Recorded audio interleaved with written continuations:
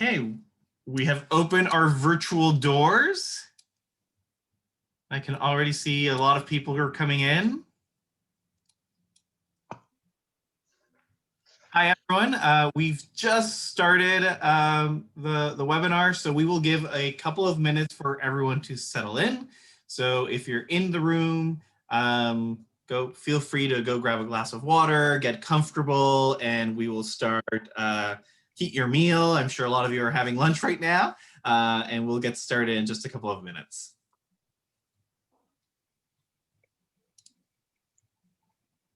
In the meantime, if you'd like to test some of the interactive features for today's webinar, feel free to say hi and drop us a line on the chat. The chat is that little speech bubble at the bottom of your screen. It says chat right underneath, so you can use that and you can talk with all our panelists, and we'll be able to see your messages and respond. So feel free to say hello.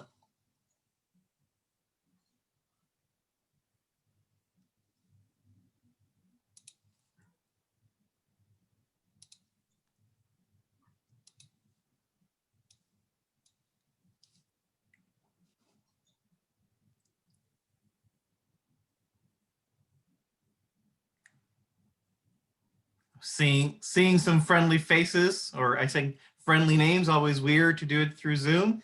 Just to give one more minute for people. And maybe while you're all on that chat, how about you share with us, what have you done so far in DesignTO? I'm kind of curious. What have you seen? What has been your favorite thing so far? Maybe it was the TSA Urban Affairs Forum. I don't know. That was going to be my vote.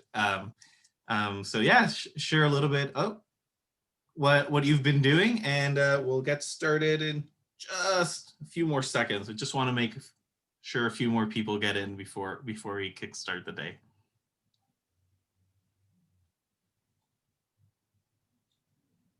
We hear the opening party was pretty fantastic. Oh wow, we have someone all the way from Scotland. This is the really nice thing about Zoom webinars. We can reach much further than we could before.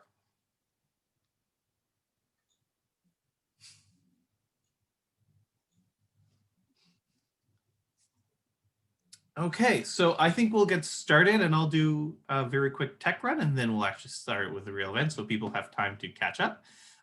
So hi, everyone. My name is Joel Leon. I am the Programming Director for the Toronto Society of Architects, and today I will be your tech support, along with my colleague, Sarah. We're both in the TSA, and I'll be giving you a brief introduction of how today's format will work in terms of tech. I'm sure most of you are Zoom webinar veterans by now. We have been doing this for a few months now, but in case you're new to this format, Zoom webinar is very similar to other online meetings, and the only difference is we can't hear or see you. So feel free to eat, drink, and while you're watching this presentation. You can yell at the screen. We won't hear anything. But if you do want to communicate with us, there are two functions to do that. There's a chat and the Q&A. We're going to really recommend that today you use that chat function.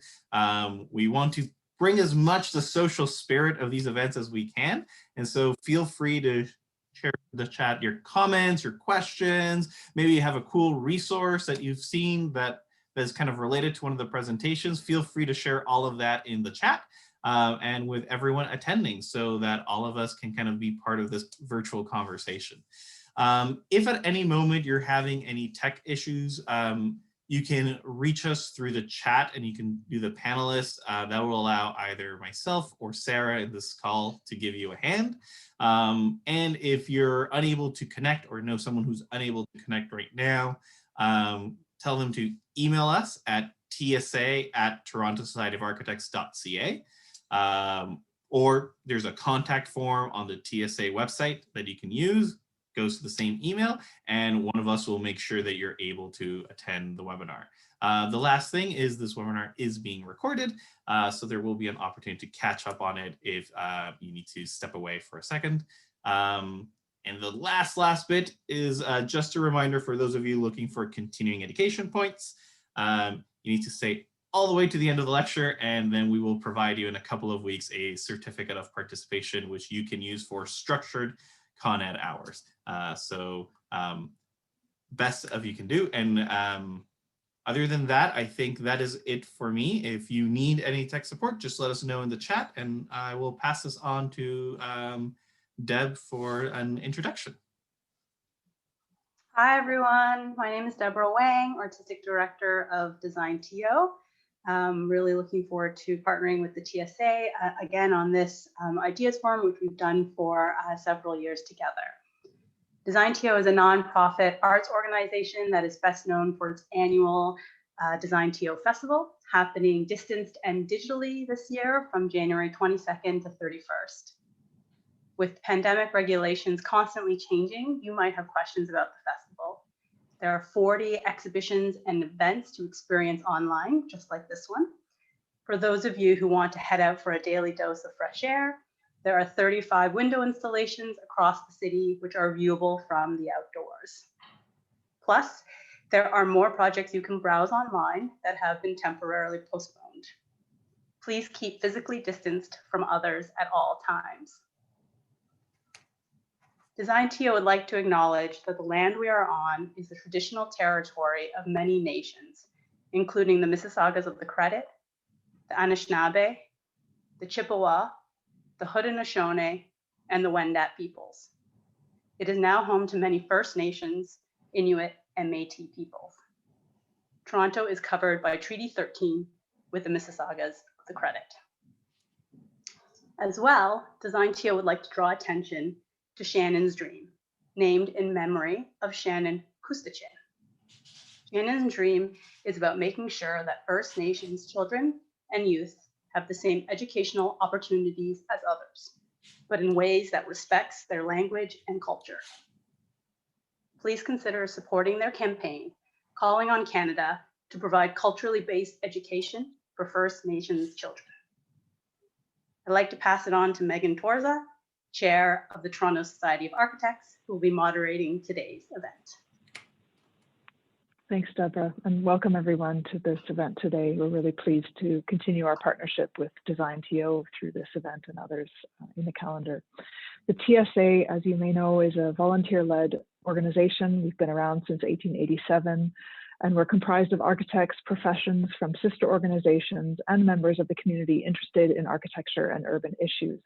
If you're interested in becoming a member of the TSA, go to our TSA website, torontosocietyofArchitects.ca, and check it out. All of our programming is available to the public. I'm really pleased to introduce our speakers for today's session. I'll be introducing them one at a time, and then after my introduction, they'll present their presentation. And as you may know, the format for today is a Pechakucha style presentation, meaning that each speaker is given 20 slides and 20 seconds a slide to present their ideas. So it is not the easiest way of presenting, but it does force you to be concise and clear. And I think the topic of community care, which is today's discussion topic, is particularly relevant, as you can imagine, in the world we live in today. And we're really pleased to have such a diverse panel to speak on the topic today. So our first speaker will be Jennifer Chan. Jennifer has been working in the not-for-profit sector for over 10 years.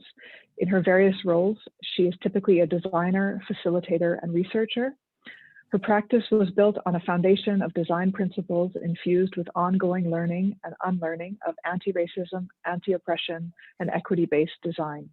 She holds a Bachelor of Architectural Science from Ryerson University and a Master of Design in Strategic Foresight and Innovation from OCAD. She's currently working two jobs, one as a co-founder and director of programming at the Department of Imaginary Affairs, and one as the innovation and experimentation coach at North York Community House. Being an idea generator, fixer, and idealist working in the nonprofit sector, Jennifer will talk about the role of care in the innovation process, participants, and the designer's ego, while constantly adjusting expectations and pivoting on the fly. So please welcome Jennifer Chan.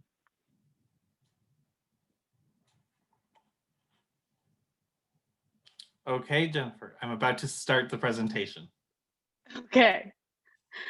Welcome to DesignTO 2040. I'm Jen. I'm the Executive Director of the Department of Imaginary Affairs. I can't believe it's been 20 years since I first took that role. It's so nice to have you all joining us today. I remember a time when I would look out at a crowd like this and see very few faces that looked like mine. Actually, in 2021, I spoke on this very same panel, and I was just one of 2 BIPOC speakers. And I was first to go, and I was super nervous. This, of course, was right in the middle of the second wave of the pandemic. Earlier that day, I had been in a meeting about the concerns about vaccine distribution and how the government wasn't prioritizing community health workers like PSWs, at-home caregivers, people who work in homeless shelters or safe injection sites. And it just reminded me how timely the storytelling work I had been doing with Filipinx caregivers and healthcare workers really was. But I switched gears to come to DesignTO Festival, and I spoke about my profession, in which I'm a designer and a researcher and a facilitator. And by nature, I'm an empath, a problem solver, an idea generator, and an idealist. I can remember that was the first year that I had been acknowledging Toronto as Takaranto in my land acknowledgements and introductions.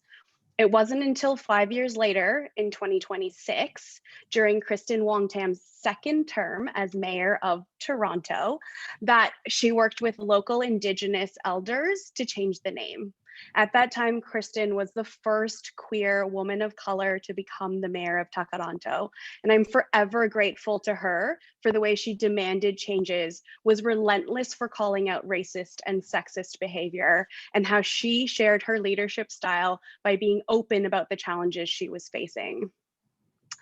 And when Canada finally changed the lyrics of O Canada from our home and native land to our home on native land, I thought we were starting to make strides towards reconciliation. However, the years of intergenerational trauma that have been caused are not so easily forgotten. It was less than 50 years ago that the province even closed the last residential school. And then the pandemic really demonstrated how the existing inequities had been exacerbated. The lack of clean water in many communities, the discrimination faced when trying to access care in hospitals and medical centers, and just the lack of PPE being properly distributed to remote communities. It's no wonder relationships with Indigenous communities are still strained. 2021 was the year where it would have been easier to give up and let the exhaustion of the pandemic just take over. But what I found was my way of coping with stress and anxiety was actually to generate alternative futures instead. So I'm really excited to announce today that next year will be the 20th anniversary of when we launched Elevate and Amplify, a conference of entirely BIPOC practitioners who work in design and social innovation and systems change, and the beginning of the Public Imagination Fund.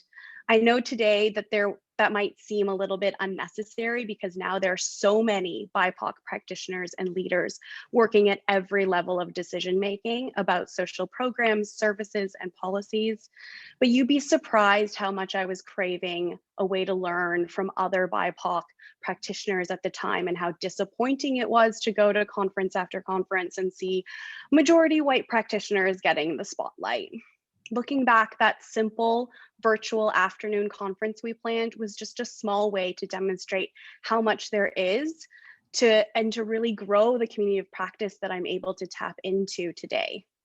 Not to mention, during that first year, we raised $20,000 to launch the Public Imagination Fund. So you can imagine, so that we could really imagine the new ways of funding BIPOC grassroots groups, leaders, and initiatives. Today, I'm proud to say that we've worked with over 200 BIPOC grassroots groups and leaders and have been able to advocate for changing the way funding happens in the sector by sharing more of what BIPOC groups want and need to be able to navigate the funding systems. And ultimately, that conference was the catalyst for the School of Equitable Futures. The School of Equitable Futures allowed us to elevate the work we'd already been doing, collecting and amplifying stories from first-generation Canadians, youth, and to learn really about the ins and outs of public policy. 2020 and 2021 had really shown us that if we want to see change in the world, we're going to have to start making artifacts of the future to show what's possible. Our team continued to operate as designers, researchers, facilitators, and to do what we do best, which is to host conversations with lots of stakeholders, to point out tensions in the work, and to co-design alternative solutions with stakeholders. We weren't aiming to tear down the existing systems and replace them with shiny new programs and services. That just wasn't realistic. What we needed to do was to work with people and to learn how we could slowly shift cultures towards more innovation and experimentation. And this work has been the most energizing of my career. Obviously, there have been tons of ups and downs, but at the end of the day, I feel like I had two choices in 2021: to either stick with the status quo and make my life easier, or to choose to challenge the broken systems I was seeing by designing alternative futures. I'm so glad I picked the latter. Looking back, the first step for me was to do less talking and more showing. And then the second step was getting folks to join me in imagining equitable futures. Thank you. Thanks, Jen. Really effective and powerful. So our next speaker is Steve Hilditch. Steve is a principal of the firm of Hilditch Architecture, Inc. The firm has spent the last 30 years working almost exclusively with nonprofit and government agencies on projects that help people break barriers to health and community services and to affordable, supportive housing and emergency shelter.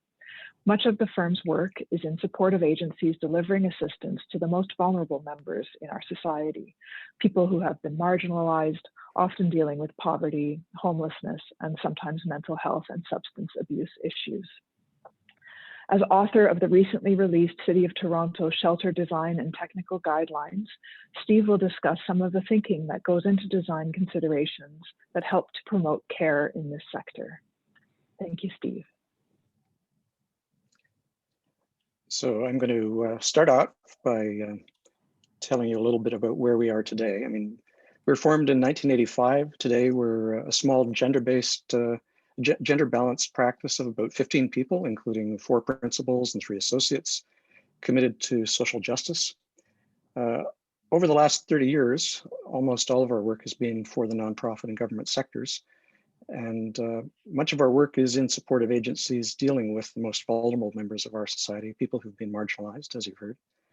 And because of that, we've had great opportunities to do a body of work that you'll see some of on the slides in front of you. Why do we do it? I mean, I drank the Kool-Aid in architecture school, and I believe as designers, we have an outsized ability to shape the world we live in. We work with clients who have the ability to impact our society. As designers, we have the tools to help shape that impact to create positive outcomes. My goal has always been to create the society in which I'd like to live. So to understand all of this, it's worth looking at some of the roots of Toronto's current situation. In 1995, there were massive changes that were made to programs in Ontario that negatively affected the development of social housing and our social safety net. The inevitable consequence was a growing wave of people in precarious housing, often facing homelessness, with an increasing number of people living on the street. We authored the City of Toronto Shelter Design Guidelines. Our team, Carleen Mutu, Sneha Samantha, and I worked with a broad range of people to develop this 277-page report. The goals in the guidelines include to enhance positive outcomes for everyone in new shelter design, the inclusion of design criteria to support equity-seeking groups, to facilitate designs that promote dignity, comfort, and choice, and support shelter users in moving to permanent housing. We had the good fortune to work with Jay Pitter as a consultant to help articulate the inclusive design approach that's embodied in these guidelines. Some of her thinking is shown on this slide. In essence, it challenges us to develop a new framework for design which is inclusive and embraces real complexities of actual people. It considers the full range of human diversity and helps achieve social equity. Fundamentally, you have to understand who you're designing for, which means talking and listening with empathy to shelter operators and shelter users, as each shelter may vary according to the needs of those being supported. When designing shelters, there's also an overlay of perception experiences such as stress or exhaustion and addictions. I'd like to focus on specific design principles from the guidelines table of contents. We're all familiar with quite a few of the headings, but I'd like to talk primarily about the ones that under user-centered design, respect and dignity, and briefly on health and wellness. Many shelter users have experienced trauma in their lives. The city conducts periodic surveys. This slide shows some of those statistics: experiences of displacement and family separation, foster care, substance use, correction system, and violence. Some of the ways we've suggested to deal with design for people who may be dealing with these effects of trauma include reducing or removing adverse stimuli, creating a calm, welcoming, home-like safe environment, removing or reducing sources of stress to allow people to avoid situations that stress may occur, and creating spaces of quality and beauty to offer shelter users access that they're not normally afforded. There are ways to provide for individuals to increase self-reliance, promote opportunity for choice, reinforce individuals' senses of personal identity, provide connectiveness to the natural world, and to offer non-oppressive, non-confrontational, non-authoritative hierarchies and relationships between shelter users and staff. Privacy is a strongly desired and often scarce commodity in shelter life. We've suggested that privacy should be provided to individuals within shelters in locations where someone would expect to encounter privacy outside a shelter, and choice is important. Reducing feelings of marginalization, frustration, and anger, creating a positive sense of community, avoiding relationships that are institutional. There are quite a number of things that can be done to improve the lives of people in shelters. Positive interactions provide opportunities for peer support, and that's important. It's based on the understanding that lived experience has a value. Essentially, that having higher education isn't the only way to have value in the design process. And if we bring in people who have lived experience, the design is better for it. We all know that indoor air quality is important to health. For people in shelters with compromised health, healthy indoor space is even greater importance to them. The importance of sleep is extreme. Without sleep, it compromises wellness. And a calming, restorative space can have a marked impact on physical and mental health. We've long been proponents of empowering those who will occupy the buildings we designed by bringing them into the design process through the use of scale models, discussions, site visits, and follow-up during occupancy. This particular project is an example of permanent housing for people coming out of Seton House, at the time Canada's largest men's shelter, where they'd spent up to 20 years living. It was a lengthy engagement process. We followed up with interviews 6 months later. And what you'll see next is a portion of one of the interviews with one of the residents of that housing.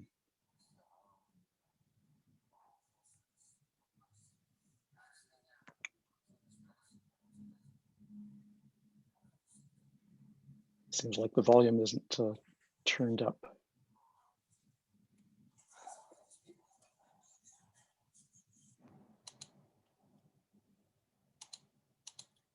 I'm going to cheat and give you back those seconds, and we'll make the volumes working. Thanks.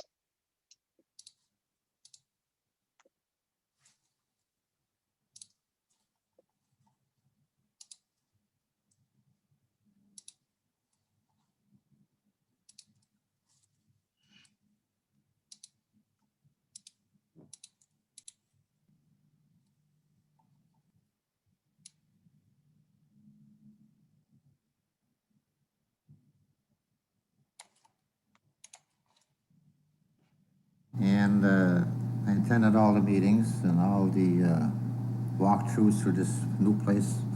Actually, we walked through this place here, and this place was half finished, like, you know. And right away, I really fell in love with this place, really. I classify these people as my family. I mean, all four of us, okay? So that's it for my part of the presentation. If you want to see the full shelter guidelines, you can download them from the city's website. Thanks for listening. Thank you, Steve.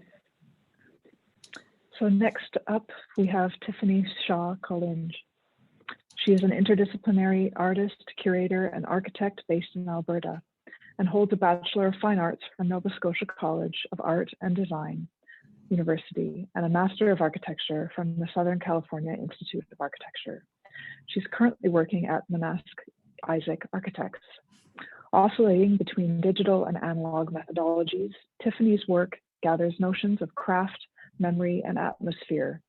Her practice is often guided by communal interventions as a way to engage a lifted understanding of place.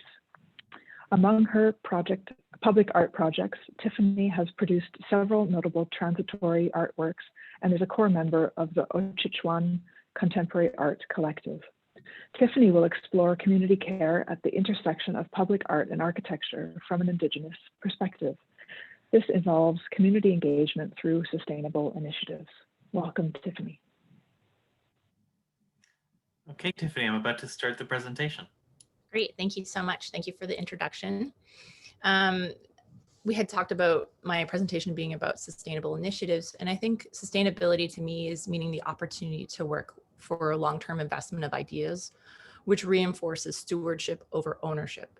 And the work I'll be showing in the background will be in service of these many methods of community care, such as this community garden I designed, which is in essence more about the process rather than the final product. I was born in Calgary and raised in Edmonton, known as Amiskouche Wasayagan, and where I currently reside. We're Métis, stemming from Fort McMurray. On the left, you can see my great-grandmother and my grandmother with my mother, my brother, and myself, and my nieces and nephews on the right. Every one of these people have participated greatly in my practice in various ways, and this includes my own children. Jasper's there, as well as I was pregnant in that photo with Aurora. This is where I first exhibited in 2009 for the Venice Biennale as part of the Migrating Landscapes exhibition in the Canada Pavilion. This work references the cabin and the trapline that my great-grandmother and grandfather lived in during harvest time, and it speaks to the many craft techniques that have been passed down through the many generations in my family. In this work, Pehanan, it was installed in the Indigenous Art Park in Edmonton. I experienced a deep level of engagement through the curation of the public art process. I received this commission 10 days after my son Jasper's birth, and it was installed before his 3rd birthday. Over that time, we received extensive historical overviews that involved many layers of storytelling, which allowed us as artists to engage in a meaningful site-specific representation. This is a photo of my baby Jasper when we visited the site to take measurements before I started designing. And then I just have to say, like, learning to be a mother while training to be an architect and creating artwork within the public realm all at the same time was exhilarating and overwhelming. And without that support of my community, family, work, and friends, I wouldn't have been able to achieve this simultaneously. And I never really see these models in the public space that often. So this is why I'll be talking a little bit about that motherhood in this workshop about community care. This is Jasper walking in the first summer, and he's doing exactly what I had designed for it to do. So it was a great sense of achievement knowing that it was such a risk for me to design this public art piece. It was my first one at the time, and to see him do this was just like really affirming that design can be natural and engaging. In this exhibition about Let's Talk About Sex, Baby, the curators wanted to explore sexual health through many lenses, one of which was through community and family care. So I invited my niece, Vivian Shaw, to co-create this work with me, where we discussed her transformation within our family as transgender. It highlights language correction that exists for all of us as we attempted to strengthen our love and admiration for her journey as a transgender person. Vivian was able to fly to Kingston with me to install the work together, and it was through that care of the curators and their bold ambition to ensure that there was budget for both of us to make the journey. One of the curators continues her relationship with my niece in writing letters of reference and checks in on her from time to time. And I think that that sort of enveloping your family in terms of how they work with you in the methods, I fully employ my nieces and nephews in all of my work to sort of do installations, so they sort of love-hate me. In my architectural practice, I think about this kind of imagery a lot. This is from Satellite Cree Nation in Alberta in their elementary school. You can see hide scraping on the left, as well as gym equipment on the right, together on the stage of the gym. So my efforts as an architect are to ensure that these networks exist together seamlessly, rather than to separate them. That is to create rooms of flexibility so that programming can grow with the community, rather than to stifle their exploration and creativity. As a guide, our firm uses the 7 grandfather teachings, and then embed the architectural framework within it when working with Indigenous communities, which is all of my work. These teachings were gifted to my employer, Vivian Manask, on one of her early projects. This process started with the large-scale, meaningful community engagement, as all of our projects do, Indigenous or not. And we utilize their visionary ideas as jumping off points for design where we can tell their story spatially. When working with Métis Crossing in designing their gathering center, many meetings were held where food was present. The food wasn't in the background or on the side for a quick bite to eat. There were always stories attached to this food, giving us greater understanding on the local network integral to this place in relation to harvesting or living on the land, as well as a deep connective history. For the spaces we designed were centered around Métis identity, which includes craft work, historical construction techniques, as well as a celebration of the threshold space between the indoor and outdoors, which is basically a tenet for Métis culture, as well as other Indigenous cultures. This project, so we have this large outdoor overhang that people are able to gather under, and it's not only a great place for gathering, but also shelters the sun from entering to the building in its intensity, so reduces the heat gained by quite a bit. This project finished construction shortly after the birth of my daughter, Aurora, so it was sort of like birthing 2 babies at once. And the community that came and supported my pregnancy around the construction of this building was wonderful and an inspiring experience. Family life is inherent to Métis culture, so it was never a question of where my baby is. Aurora's presence has been a near constant in many of the design meetings we've had. Another example of community care is with Kikuyu Cree Nation in the design of their K-12 school, which is near completion. As the project architect, we worked with the community elders the whole way through on the development of the Cree language, which is, you can see on the stairs on the left there, this is the feature stairs with the teachers. You can see the Cree language is on the rise of the steps. And on the right is the elders that we work with. These long-term relationships have given guidance to the project for myself and others in the design and the construction team, as well as the community. And these are not always ways that are tangible, but nonetheless important. What's interesting about language, though, is its linkages to community, regionalism, and also storytelling. When working with artist and choreographer Tanya Lukeen Linklater, she contacted me and asked the question, what does Indigenous performance look like? We created a work around this question for the 2019 Chicago Architecture Biennial. We engaged in a series of conversations that were inclusive and kind. And this work was designed to have movable parts. And so the idea of care was extended beyond our conversation, but to the work itself. This is an ICA where it's currently being shown in Richmond and Philadelphia. And this is where we talked about how the curator or how the preparatory team cares for the object, how it gets moved and placed and in transit. When Tanya was exploring this work in Chicago prior to the ICA, all of our families descended together upon this work, and it felt more like a communal experience of what we were trying to do. By sharing the journey with our loved ones, the meaning of our work grew in its importance. So you can see Jasper here sort of touching them along with the dancers and Tanya sort of talking about how to occupy this space. Finally, other ways of community care are in the creation of this floral pattern I continually use in my artwork that references a beading pattern created by my great-grandmother, who's a moccasin maker, Margaret Paulin. In this image, her pattern is deployed at a large scale with the pavilion designed by Dialogue and ISL in Edmonton. The project spanned through the death of both of my parents and the birth of my daughter. So community care in this project took so many forms through each phase, and it was a wonderful experience. But giving space, supporting, and coming together were all parts of this process that includes my children rather than excluding them. This also includes the allowance for nature. As you can see, water has embedded itself onto the pattern where we integrated it as part of the drainage. Another example of intangible networks of community that we all must engage with and work together on.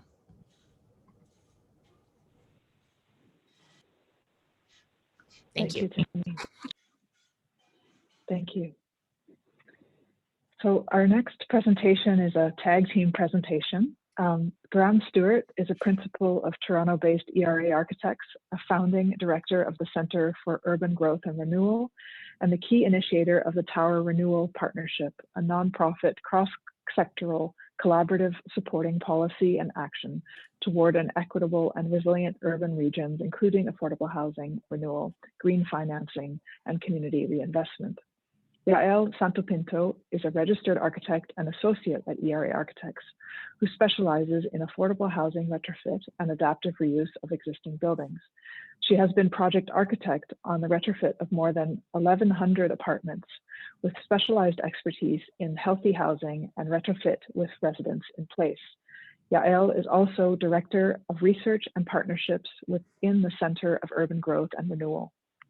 Through the Tower Renewal Partnership Initiative, she leads research on the best-in-class practices in energy retrofit, green financing, and social and health outcomes of renewal.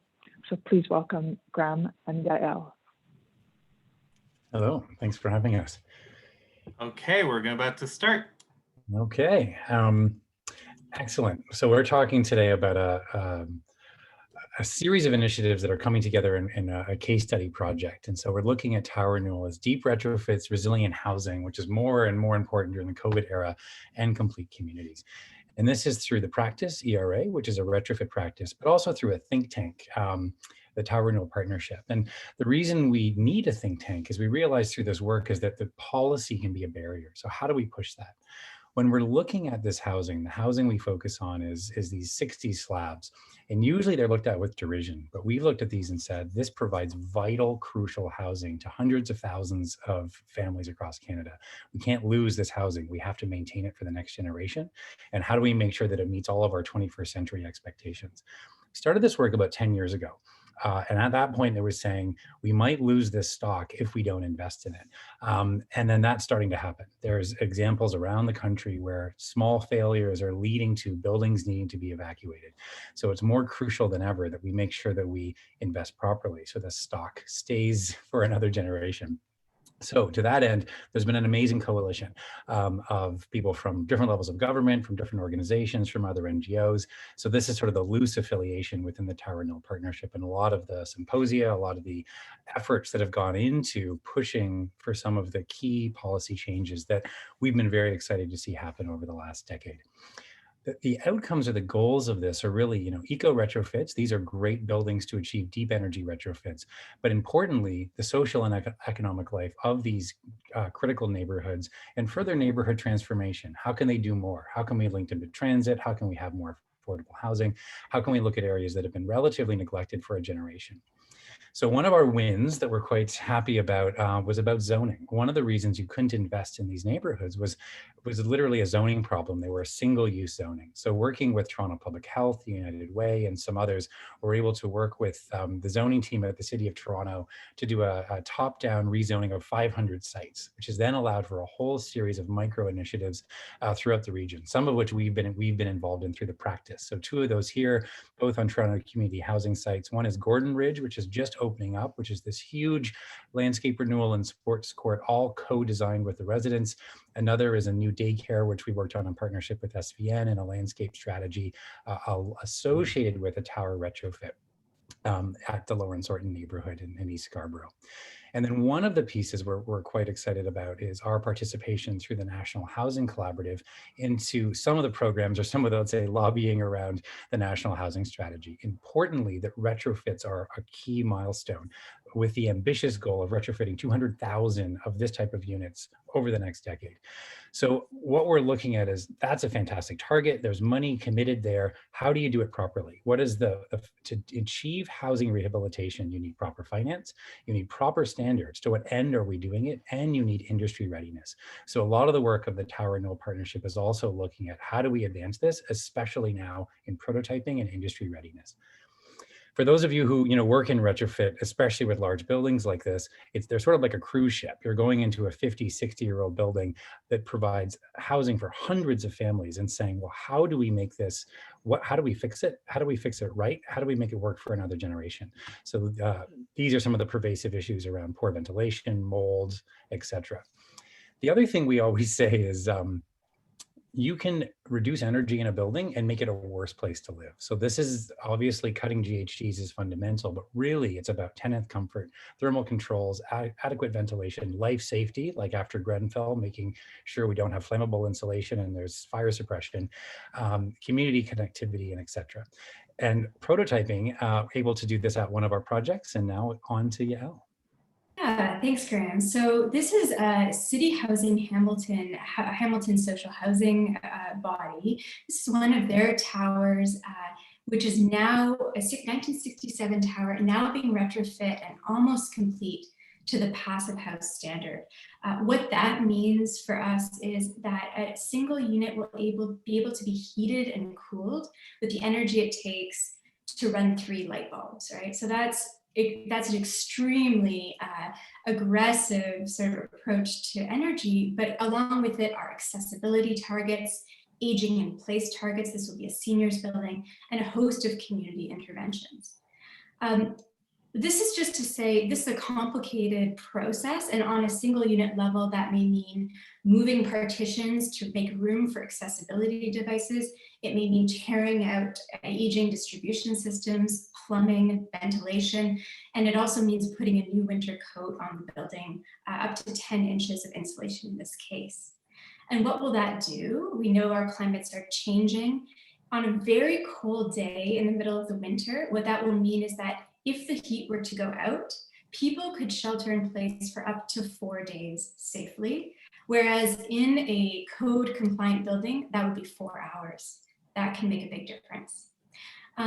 One of the things people don't often talk about when we talk about retrofits is ventilation. Of course, now with COVID, that is increasingly on the radar. And in this building, one of the targets was to say, how do we make sure there is clean, healthy air coming to every unit directly? And the proof will be in the pudding. So we're about to complete construction here, but with U of T and the support of the federal government, there'll be a longitudinal study working with residents directly to say, are you more comfortable? Did we meet those targets?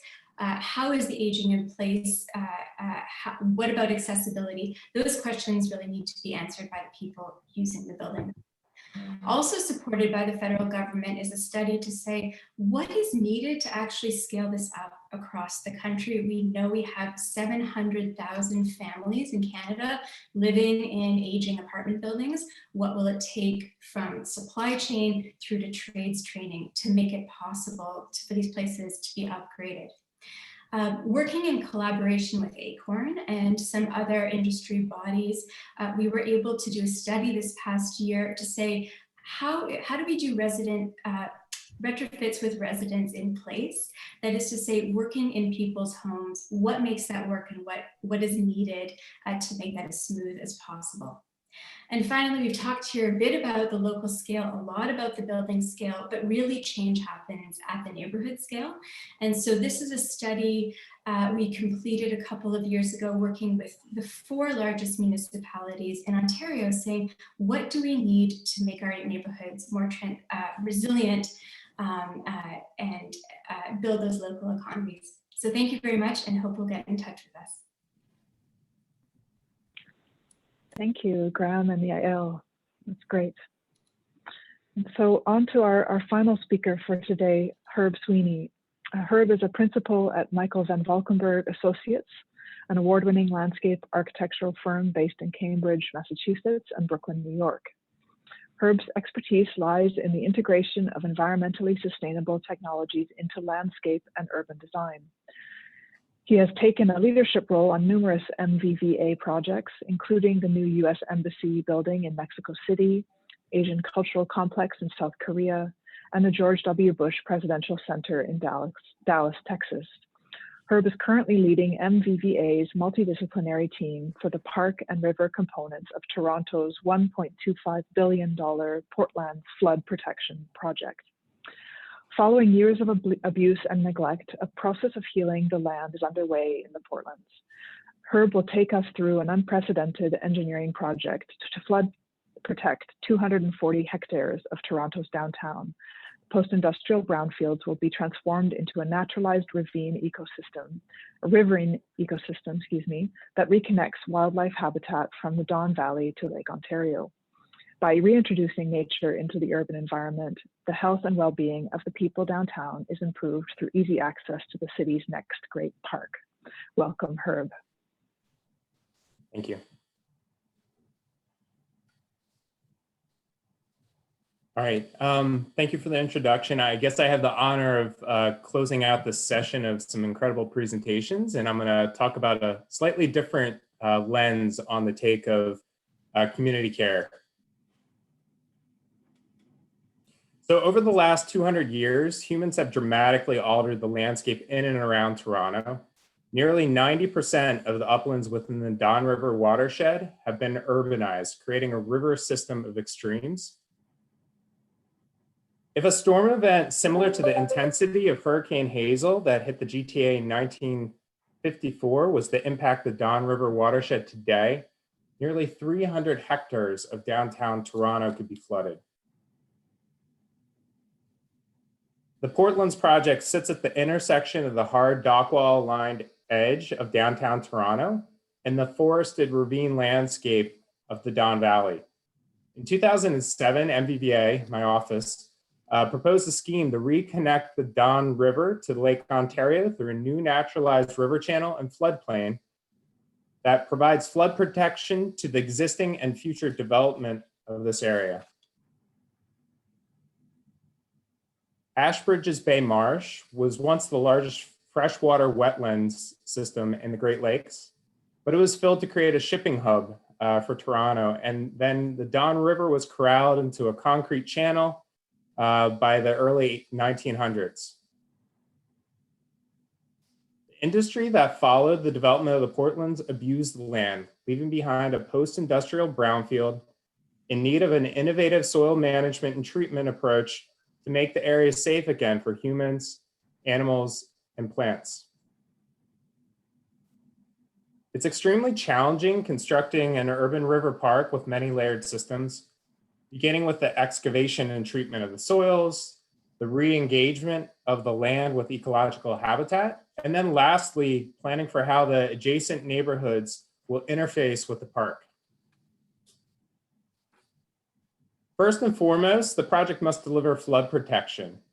And although there are moments where river forces require conventional engineering solutions, the river system is constructed primarily of anchored wood, bioengineering approaches, and vegetation that look to maximize habitat value.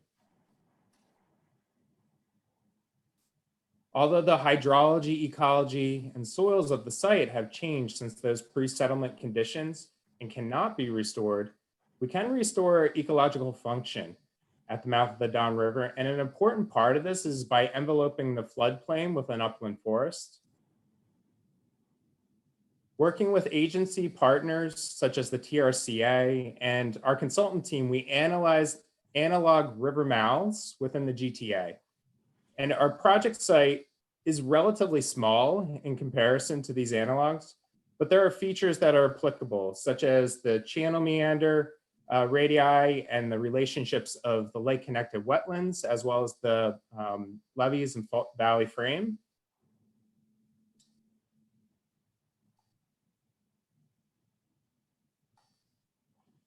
The design is also a product of working closely with the Parks Department. The city had done an extensive inventory of open spaces that we analyzed against the current and projected populations to help identify the programming for the new park.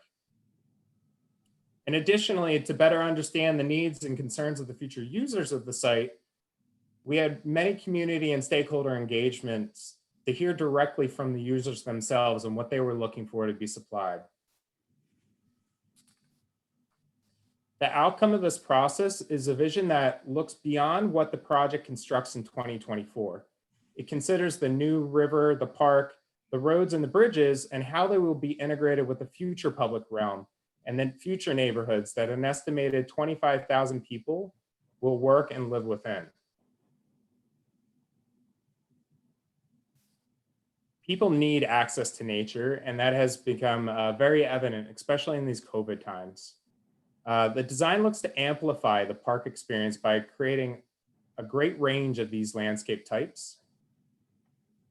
More intensive uses, such as event lawns and destination play areas, are concentrated in Promontory Park, which is adjacent to the harbor. And as you move eastward, programming becomes more focused on nature with hiking trails, fishing, kayaking, and bird watching, which are less intensive activities and more sensitive to the riverine habitat. The habitat in the floodplain is based on the ability to withstand inundation at various flood events up to this top of bank elevation. And it is calibrated also based on seasonal changes related to the varying lake levels. The native planting approach for the project doesn't target creating particular habitat for individual species, but really providing a range of conditions to make homes for a wide variety of mammals, fish, birds, and amphibians. However, the park is also a place for people. Many different types of programming have been selected, and the design considers how people will use the park differently and at all times of the year. There are moments in the park where people can be together, they can picnic, or they can be grilling underneath the forest canopy with distant views of the river and the wetlands. Or they can be immersed in nature, as there are many opportunities to get down to the water's edge through kayak launches, fishing nodes, nature trails. But most importantly, by reintroducing nature into the urban environment, the health and the well-being of the people downtown is improved through easy access to the city's next great park. Thank you. Thank you, Herb. So it looks like we have 5 or 6 minutes for questions from the audience. So I would invite anyone who's got a burning question to one of the panelists to please type it into the Q&A function at the bottom of your screen. We have one question for Graeme and Yael. Does the tower renewal projects include North York apartment buildings? Absolutely. So, I mean, the way to think about it is the landscape has really changed over the last 10 years of doing this, from which started as a piece of advocacy and now is turned into programs. So the city of Toronto has programs, the federal government has programs. Across the country in BC, there's actually really good leadership there, and BC Housing is doing some great work. So there's a whole ecology that's been set up. So it's really not agnostic to any region. It's really, is there an owner group who is willing to take this on?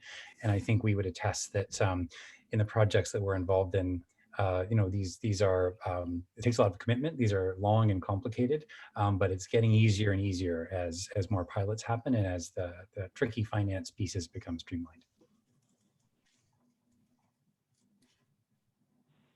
Great. Have there been any particular surprises, maybe Yael, in the Hamilton project thus far, in terms of getting that built and learning on the job? Well, what we didn't have time to mention is that it is very likely the first apartment tower in North America to get a Passive House NRFIT certification, which is a retrofit Passive House standard. And Passive House is built around primarily comfort, but near net zero performance, of course. And that has been full of learnings for everybody. And I won't take a lot of time, but I think we'll say that it takes a collaborative and flexible approach from the building department that went and got their Passive House training to the trades on site who are willing to put up with our requirement to, you know, get trained up in what's required. And then of course to the people who are going to live there, where, you know, who will have to learn what it is to live in a Passive House building where it's so quiet inside you can't hear outside, right? So there's, I think, collaboration along the way to sort of make this first happen. Great. I don't think we have any other questions from the audience. I wonder if any of our panelists have questions for each other.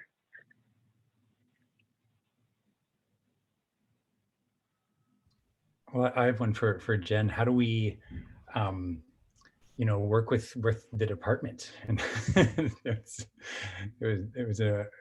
so cool. Thank you so much. Yeah, the Department of Imaginary Affairs, we're a national nonprofit. So we are always looking to work with what we call design champions. So really people to share their challenges with us and then for us to help create solutions. So you can find our website at dia.space, like the word spelled out, SPACE. That's great, thank you. So I think pending any other questions, I'm happy to turn it back to Joelle and Deb if you have any closing remarks. But I wanted to thank our speakers very much for the really interesting diversity of perspective that you shared with us today, and look forward to seeing more of all of you in the future. Thanks, Megan. Yeah, I want to say thank you to all the speakers, and I think maybe one of the kind of threads that weaves through everyone's presentations was about co-creation and involving the communities in what they're doing design-wise and foresighting-wise, and in all sorts of ways. So I think that was really important to take away. I want to thank also the Toronto Society of Architects for being longtime collaborators with us, and to the DesignTO team too, and as well to the audience for joining us during your lunch, if you're in the EST time zone. Otherwise, maybe dinner and other things. I saw that there were people from Scotland and Berlin, so thank you for joining us as well. Programs like these are made possible with your support. Join the DesignTO members community. We have new membership tiers and benefits, including year-round programming and a digital library with recordings of events just like this one. You can find out more at designto.org/member. And I also want to remind everyone that you can also become a member of the TSA, so you can see their website for more information. Well, thanks everyone. I think I'm just going to wrap this up by reminding those of you who are asking us about continuing education, we will be sending out your certificate in the next couple of weeks. For those of you who don't have to do continuing education, but were joining us still today, you will receive a really neat certificate, and you are thinking about it like a memento of today's presentations, but we will also make available the recording of today's presentations. I know I will for sure be visiting back some of these. They were all really, really inspiring. So thank you to all our speakers, to all our attendees for making this possible, and to all the people who are working behind the scenes. I'm seeing a very busy DesignTO, social media, and a very busy TSA one as well. And so thank you so much for all your hard work, and have a great rest of the day. And for those in Europe, good night. Bye, everyone. Bye-bye.